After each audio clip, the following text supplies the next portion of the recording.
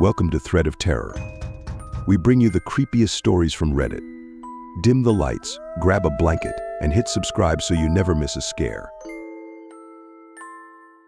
People who have encountered ghosts or other supernatural beings, what was your experience like? What happened? Story 1. Dragged from my bed. I have always been a lover of horror, the supernatural, and creepy things. I spent much of my teens and childhood ghost hunting with friends. In random graveyards, rundown neighborhoods, abandoned factories, and similar places. That said, we never really encountered anything other than psychosomatic ghosts that our overactive imaginations conjured. Despite my love for horror, I did not genuinely believe in corporeal ghosts. When I was 15 years old, I traveled to Europe with my family. We stayed in Ettel, Germany, at a small inn for a few nights.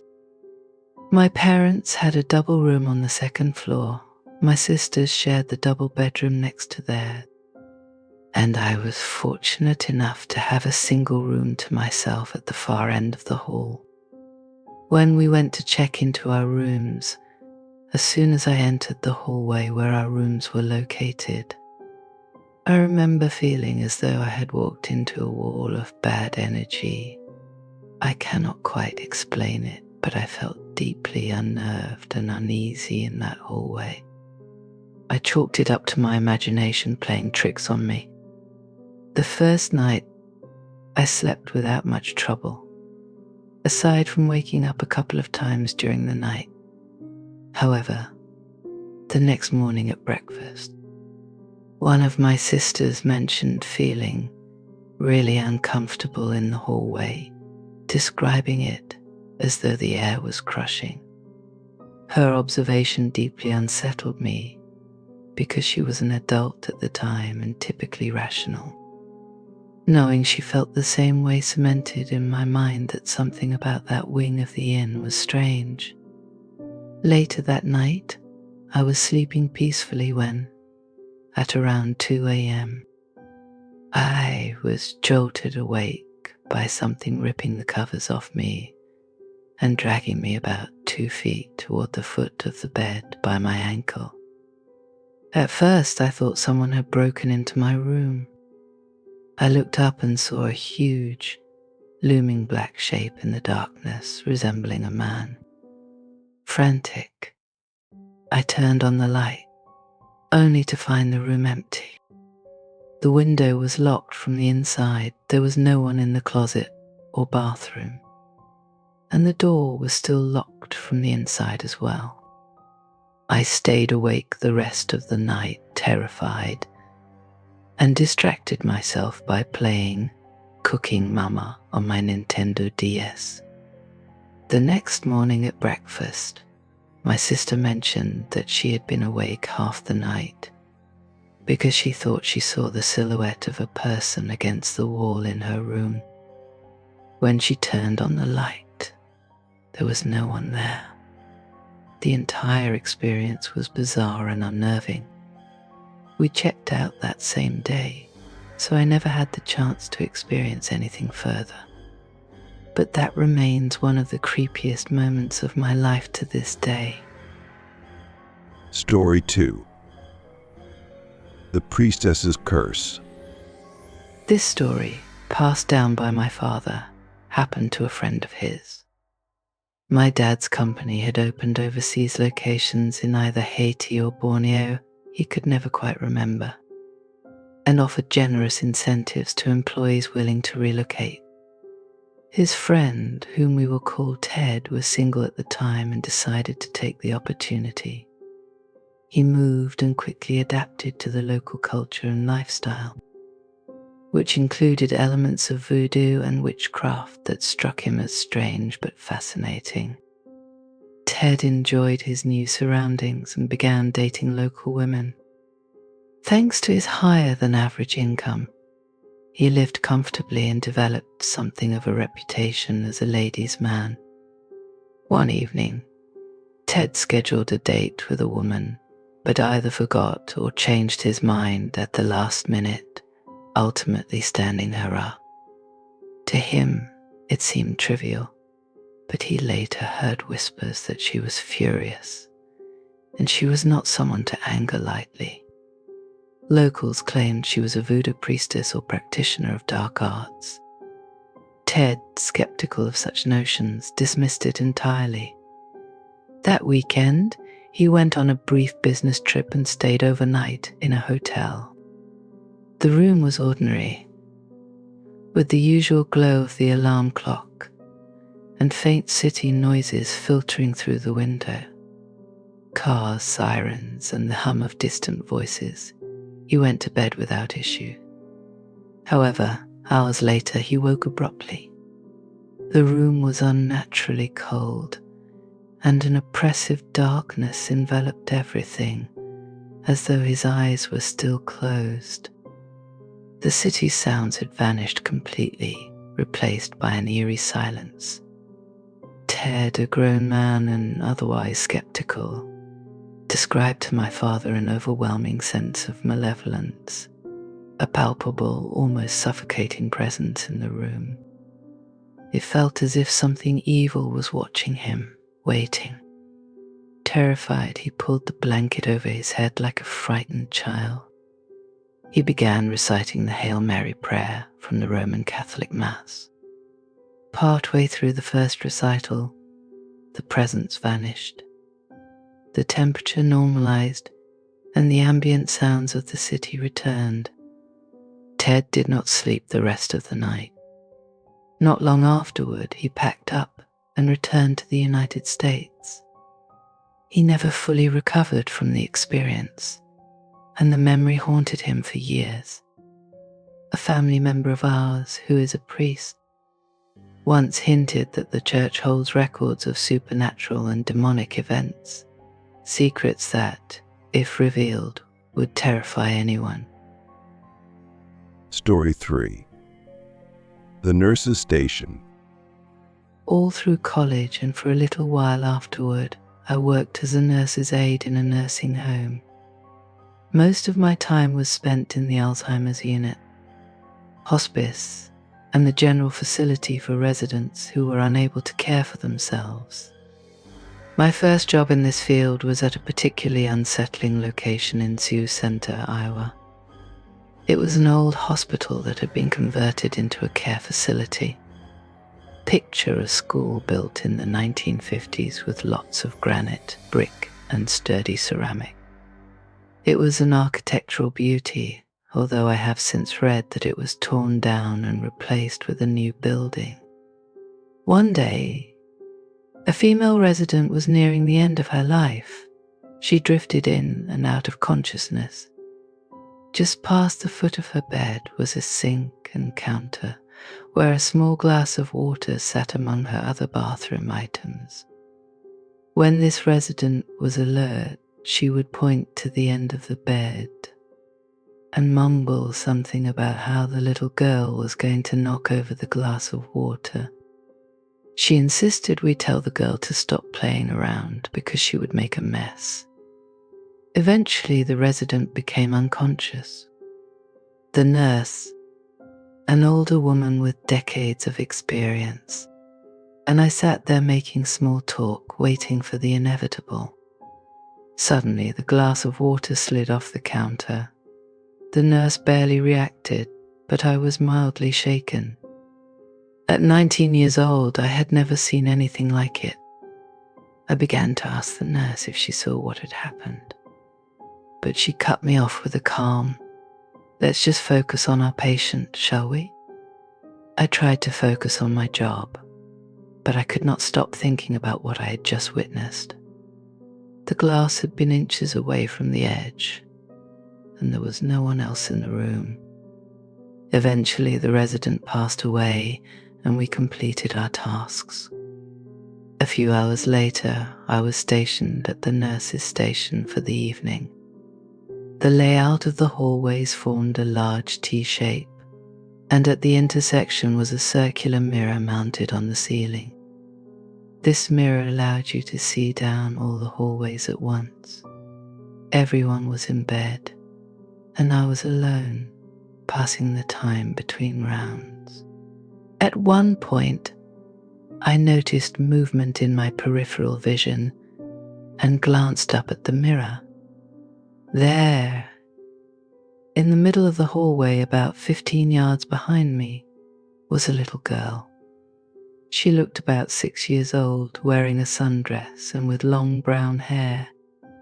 She was doing a slow, carefree dance that little girls sometimes do, entirely oblivious to the world around her. Fear took hold of me. I stood up, walked around the entrance of the nurse's station, shielding my view of the hallway with my hand, and bolted for the stairs. I found the nurse and told her what I had seen. She laughed and admitted that over the years many residents had claimed to see the same little girl. She reassured me that there was nothing to worry about. It took me hours to calm down. Although I continued working there for a couple more years, I never saw the little girl again. Story 4. Who was sitting outside? It was late at night when I woke up, thirsty. I decided to get a glass of water. As I stepped into the hallway on my way to the kitchen, I saw my dad walking past me. He looked different, his face expressionless, his eyes distant, like he was in a trance. Curious, I asked, "Where are you going?" He did not respond. He walked right past me, silent, as if he did not even see or hear me, and headed straight for the front door. Without a pause, he opened it and stepped outside. Confused, I walked to the front window to see what he was doing. There he was, sitting on the sidewalk under the old tree in front of our house. His hands rested on his knees, and he was staring into the darkness. He did not move. The stillness of the scene sent a chill down my spine. Feeling unsettled, I went to my parents' room to tell my mum. I asked her, "What is Dad doing outside?" She turned to me, her face puzzled. "What do you mean?" "He is right here," she said. Then she scooted over, and there he was, my dad, lying in bed sound asleep. For a moment, I could not breathe. My heart raced as I stood frozen in the doorway. I looked back toward the hallway, my mind reeling. Who or what had I just seen? And why was it outside, sitting so calmly in the darkness? I did not go back to the window. I did not go back to the kitchen. Instead, I crawled into my own bed, pulling the covers up to my chin. I stayed there for the rest of the night, too afraid to move, too afraid to look. The next morning, when the sunlight finally poured through the windows, I checked outside. The sidewalk was empty, and the tree stood silent. There was no sign that anything, or anyone, had been there at all. Story 5. Scream in the night. I was home alone when I was about 21. My parents' house has always been unsettling. Even my friends have noticed strange things happening there, socks moving, doors randomly closing, and lights flickering on and off. It's a house with a history, one that never quite felt right. One night, after going to sleep, I was suddenly jolted awake. The television had turned on by itself, blasting at full volume. The screen froze, displaying an image that almost looked like the famous painting The Scream by Edvard Munch. The sound that came from the television wasn't normal either. It was a high-pitched, robotic scream that sent a chill down my spine. I tried to turn it off using the remote and power buttons, but nothing worked. I had to physically unplug the television from the wall to stop the noise. Shaken, I climbed back into bed. After about 15 minutes, I finally managed to calm down and get my heart rate under control. But that's when I heard it, the sound of footsteps coming from the hallway. My parents' house has old wooden floors, so the sound was unmistakable. I counted 6 distinct steps, each one coming closer. The sound of boots, heavy, deliberate, echoed down the hallway. I grabbed a bedside knife and sat on the bed, straining to listen in the pitch-black silence. For nearly half an hour, there was nothing. The footsteps had stopped, but I couldn't shake the feeling that something was there. I tried to relax, but then, after about 20 more minutes, I heard the steps again. This time, the sound was even closer, coming from the same part of the hallway. I sat on the edge of my bed, staring into the darkness, holding my breath, but there was only silence. For an hour, I listened in the dark, but nothing happened. When the sun finally came up, I felt the weight of the night lift. I immediately went out to search the house. All doors and windows were locked, and every room, every closet was empty. No sign of anything out of place. Still to this day, it remains the creepiest experience I've ever had. There were more strange things that happened in that house, some involving my wife, but this incident stays with me the most. Story 6. Footprint of Greyfriars Kirkyard. If you hear stories about Greyfriars Kirkyard in Edinburgh, Scotland, being haunted, I advise you to believe them. I was visiting the city with my boyfriend, and we decided to take one of the haunted walk tours. Our guide was excellent. She was dressed all in black, very gothic, and clearly a talented actress.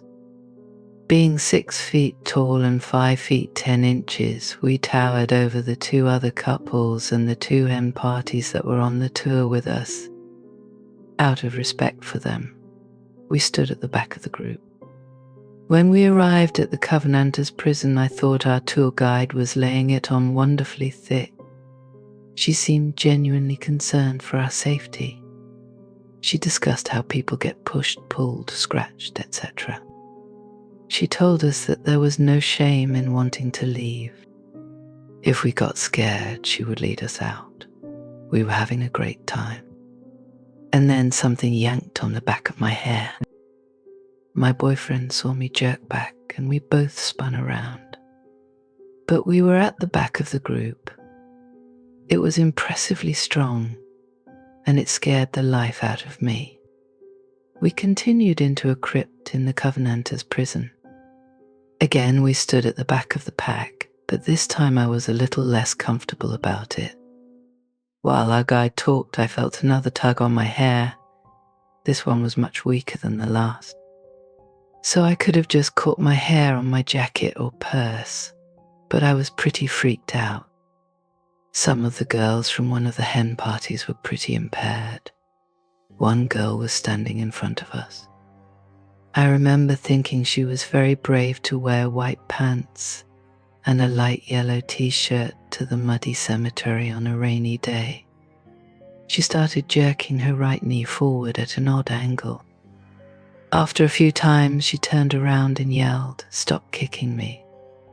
Oh no, my boyfriend and I looked at each other and at the other couple standing beside and slightly in front of us. None of us were anywhere near her. Now this girl was pretty intoxicated. So while I was already freaked out, I was prepared to disregard her until the last kick. I was watching her leg, and clear as day, she bent her knee forward and gasped. I saw a muddy footprint appear on the back of her pants. They were bright white, and we all confirmed afterward that it was a footprint. We could distinguish the toes. At this point, I grabbed onto my boyfriend for dear life and held on until the guide was done talking. As soon as she was done, The other couple joined us in running out of that crypt. We all chatted with our tour guide and a couple of her co-workers for a while. She told us that our experience is pretty standard there. She wasn't acting when she warned us. Story 7. House That Watched Me. Growing up as a Navy brat, I lived in several houses, but only one was haunted. The strange thing was, it was a brand new house. However, the land was old and had a bloody history. This was in Virginia, where you could throw a stone and hit something related to the Colonial War, Civil War, or slave trade almost every time. This brand new ranch-style house was always cold.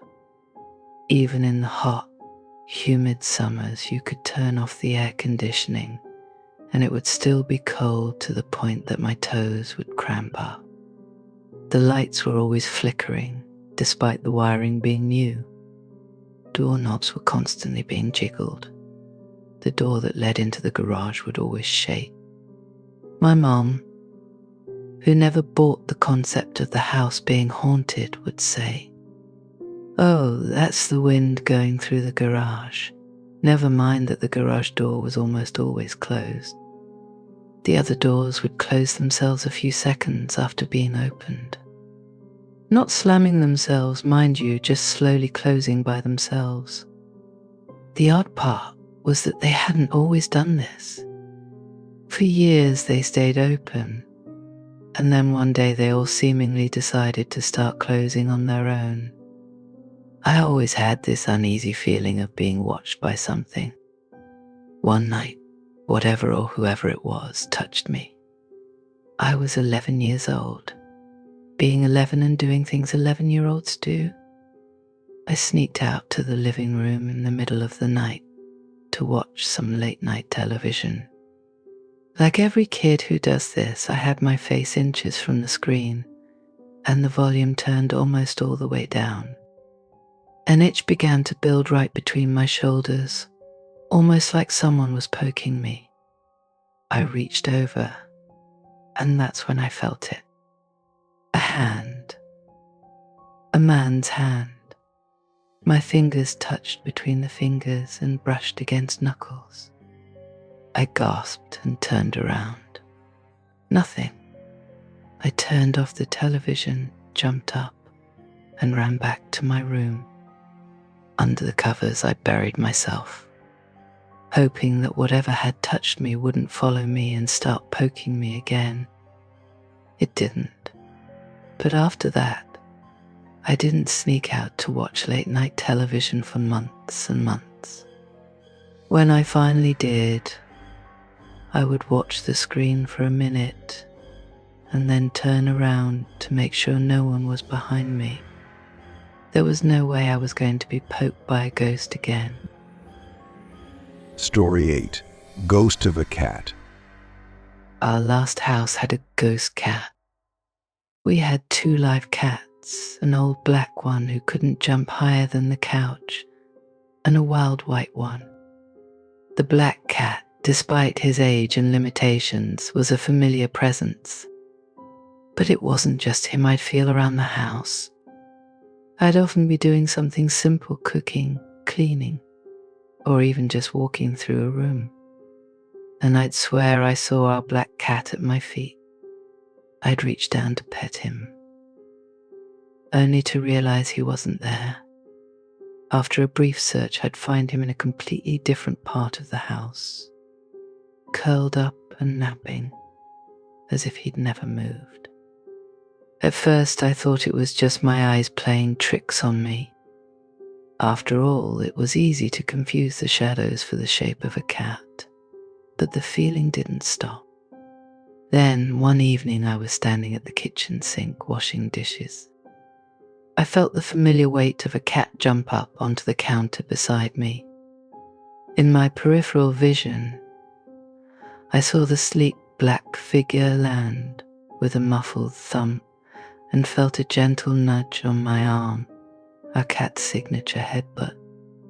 But when I turned to look, there was nothing. The counter was empty. My heart skipped a beat. I stood frozen, staring at the vacant space where just a moment ago I had felt the warmth of a cat. I was in shock. How could this happen? Our black cat, who hadn't been able to jump that high in years, was now apparently defying the laws of physics. I looked around the kitchen, half expecting to find him lounging somewhere, but there was nothing. No sign of him, just an empty, still room. It wasn't just my imagination. The feeling of someone was there. The ghost cat was real, and it haunted our house in ways I couldn't explain. To this day, I'm not sure if it was the spirit of a cat that once lived with us, or something else entirely. But I know I'll never forget the eerie sensation of being touched by a cat that was no longer there. Story 9. 3 Faceless Walkers. This past summer, my girlfriend took me to the summer camp where she usually worked. The camp was completely empty, no rangers or guests at this Northeast Georgia location. We explored the trails, and she revealed the little secret paths and history that one wouldn't typically appreciate on a normal visit. This included the visit of John Bartram and the Cherokee people who once lived there. When we were finally ready to leave, we talked a little more on the way back to the parking lot. This camp has an amphitheater where small walls extend beyond the bottom rows to sandwich visitors between it and the lake the amphitheater faces. These walls guide visitors toward the seats or away from them. It was behind that wall that I saw a tall black figure with lanky limbs and no face. The figure had a head with 3 protrusions that extended upward and bent down, as if weighed down by their own weight. The figure walked slowly and ponderously, its hands swinging past its knees. And, as if noticing my gaze, it bent down and curled into a ball behind the wall, disappearing. I didn't panic, but I started questioning my girlfriend insistently. "Did you see that? What was it? Is anyone else here?" She eventually got me to tell her what I saw, and then she told me to run. The campers who work there insist that the camp is haunted. None of them dare to walk alone between the buildings at night. After driving out of the camp, my girlfriend and I discussed what I had seen, along with some of the paranormal events that had occurred. There was a house that a group of people saw on Google Maps in the forest. But when they went to look for it, they couldn't find any trace of it in the same clearing. A large white possum, human-sized to be exact, was captured on a hunting camera, and was also seen by a counselor and some Boy Scouts she was hiking with. These walkers seemed to be part of those strange occurrences. The final part is what convinced me. My girlfriend didn't tell anyone what I had seen, and I started to feel a little crazy. Obviously, that was a mistake on my part, until my girlfriend and I talked one night. She told me this. A group of counselors, including her, had hung out in the teaching center late at night. They had planned to sleep there to get away from some of the unpleasant people they had to share rooms with. After talking late into the night, everyone fell asleep in their bags. One counselor woke up, having trouble sleeping, and looked out into the forest surrounding the teaching center. That's when he saw them. It wasn't just one walker. 3 walkers tread a path around the center. They walked in a circle around the group before walking away. The counselor didn't sleep for a long time that night and didn't tell anyone about what had happened until a week later. When my girlfriend shared what I had seen, the counselors there became adamant. That camp is haunted. Story 10. Ouija Board. I wanted to hook up with this girl. During our first time hanging out, we watched Paranormal Activity. I can't remember who suggested it, but we thought using a Ouija board could be a cool experience. The next day, she bought one and invited me over. We tried messing around with it and didn't have much luck at first. The little plastic pointer was moving, though at the time, I thought it was all her playing tricks on me. The words it was spelling out didn't make any sense either. We decided to look up some videos on YouTube and realized the plastic pointer that came with the game didn't have a hole in the center, which was where the letters were supposed to appear. We figured out that the tip of the pointer was where we should be looking, so we decided to use a shot glass instead. Suddenly words started forming slowly. It told us about a house where another spirits lived, and that the owner was disturbing them by trying to get rid of them. It even gave us a phone number, and this girl actually called it. By this point, I thought she was really pushing it and trying to mess with me even more, but I was interested, so I went along with it. This continued for a few days until I started to believe. One night, she asked the board who our guardian angels were. It spelled out her mother's name, someone who had passed away when she was young. Then it was my turn. It spelled out my grandfather's name, but she didn't know who he was. He was a long-lost relative that I had met when I was 16, and he passed away shortly after. No one in my family really talked about him, so that was weird. Then the board spelled out my best friend's name, someone who passed away a few years ago from suicide. Maybe she knew about him, but the board spelled his name using an alias only a few people knew, our gaming nicknames. Both of these names completely shocked me. There was no way she knew that. We decided to call it a night. The next day she told me that the lights in her apartment had been left on, but I convinced her it was probably just something she'd forgotten. The next day she texted me saying she had turned them off and was leaving for work. When we got back to her place together, the lights were still on. She asked me to stay over because she was spooked. That night, I heard what sounded like cups moving slowly in her cupboards. The toilet seat slammed down, and later on, the shower head dripping water into the bathtub, similar to when you shake it after a shower. I was pretty scared. The next morning we used the board again, and it told us there was a new spirit around us, one that was trying to harm us. For some reason, the girl asked if it knew when we would die. It told me I would die in my 80s, but it told her that she was going to die within the next few months. She quickly shut the board down and put it away. Then she told me something personal. She said that she had been attacked and left for dead by 2 guys last winter. They had sexually assaulted her and left her naked in the snow in a remote area. She made it to a farmer's house, called the police, and eventually, the attackers were scheduled to go to trial. But their friends had been calling her, threatening to kill her if she testified. Not long after that, we stopped hanging out.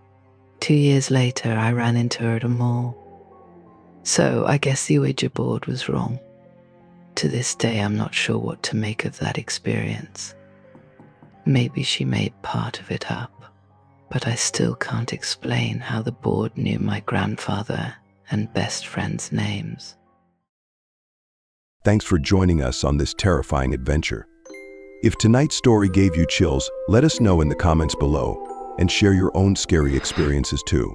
Don't forget to leave a like if you want more nightmares and subscribe if you haven't already. Until next time, sleep tight and remember, Not all shadows are empty.